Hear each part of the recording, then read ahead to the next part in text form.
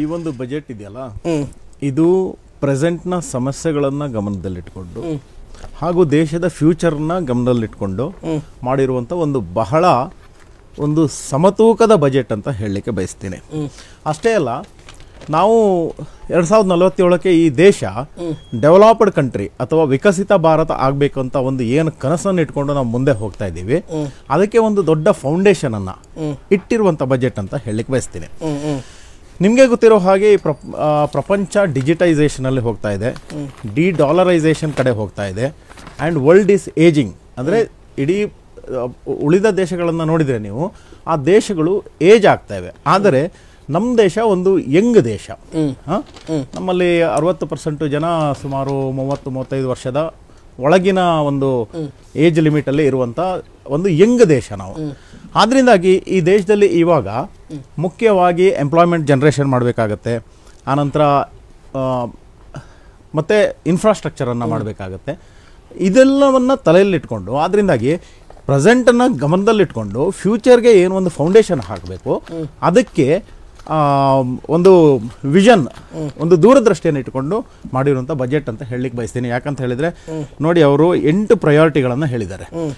ಒಂದು ಕೃಷಿ, ನಮ್ಮ ದೇಶ ಕೃಷಿ ಪ್ರಧಾನ ದೇಶ. ಅದರಿಂದಾಗಿ ಮೂಲವಾಗಿ ಅವರು ಪ್ರಯಾರಿಟಿ ನಂಬರ್ 1 ಕೃಷಿ ಕೊಟ್ಟಿದ್ದಾರೆ. ಎರಡನೇದಾಗಿ ಉದ್ಯೋಗ ಸೃಷ್ಟಿ, ಮೂರನೇದಾಗಿ ಎಲ್ಲರನ್ನೊಳಗೊಂಡ ಅಭಿವೃದ್ಧಿ.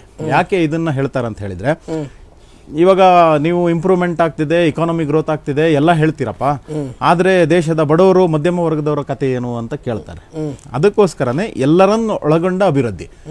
ಇವಾಗ ದೇಶದ ಇಕಾನಮಿ ಮುಂದೋಗ್ತಿದೆ, ದೇಶ ಮುಂದೋಗ್ತಿದೆ ಅಂತ ತಕ್ಷಣನೇ ನಮ್ಮ ದೇಶದ ಬಡವರು, ಆನಂತರ ಮಾರ್ಜಿನಲೈಸ್ಡ್ ಸೆಕ್ಷನ್ಸ್ ಏನಿದ್ದಾರೆ ಅವರು, ಆನಂತರ ಮಿಡಲ್ ಕ್ಲಾಸ್ ಏನಿದ್ದಾರೆ ಅವರನ್ನ ಎಂಪವರ್ ಮಾಡುವಂತ ಕೆಲಸವನ್ನು ಕೂಡ ಮಾಡಬೇಕಾಗತ್ತೆ. ಅದನ್ನ ಗಮನದಲ್ಲಿಟ್ಕೊಂಡು ಪ್ರಯಾರಿಟಿ ನಂಬರ್ 3. ನೆಕ್ಸ್ಟ್ MSMEಗೆ ಸಹಾಯ. MSME ನಮಗೆಲ್ಲ ಗೊತ್ತಿರುವ ಹಾಗೆ ಈ ಒಂದು ಕೊರೋನಾದ ಒಂದು ಮಹಾಮಾರಿ ಬಂದ ನಂತರ MSCಗೆ ಬಹಳ ಹೊಡೆತಾಗಿತ್ತು. ಇದು ಕೇವಲ ಭಾರತದಲ್ಲಂತಲ್ಲ, ಬೆಂಗಳೂರಲ್ಲಂತಲ್ಲ, ಕರ್ನಾಟಕದಲ್ಲಂತಲ್ಲ, ಭಾರತದಲ್ಲಂತಲ್ಲ, ಇಡೀ ದೇಶದಲ್ಲೇ ಆಗಿತ್ತು. ಅದನ್ನು ರಿವೈಟಲೈಸ್ ಮಾಡೋಕ್ಕೋಸ್ಕರ MSMEಗೆ ಒಂದು ಸಹಾಯ ಮಾಡುವಂಥ ಕೆಲಸ ಮಾಡ್ತಿದ್ದಾರೆ.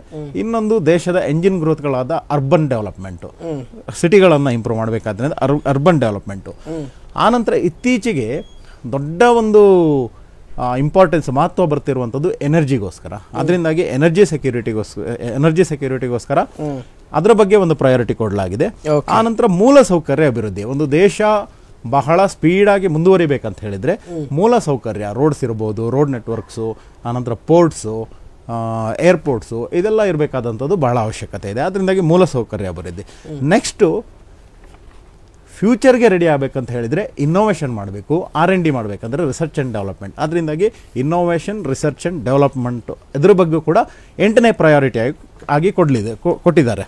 ಅದರಿಂದಾಗಿ ಈ ಎಲ್ಲ 8 ಪ್ರಯಾರಿಟಿಗಳನ್ನು ತಲೆಯಲ್ಲಿಟ್ಟುಕೊಂಡು ಆನಂತರ ದೇಶದ ಬಡವರ ವರ್ಗ, ಮಧ್ಯಮ ವರ್ಗದವರ ಏಳಿಗೆಯನ್ನು ಕೂಡ ತಲೆಯಲ್ಲಿಟ್ಟುಕೊಂಡು ಒಂದು ಸಮತೂಕದ ಬಜೆಟನ್ನು ಮಂಡಿಸಿದ್ದಾರೆ ಅಂತ ಹೇಳಲಿಕ್ಕೆ ಬಯಸ್ತೀನಿ.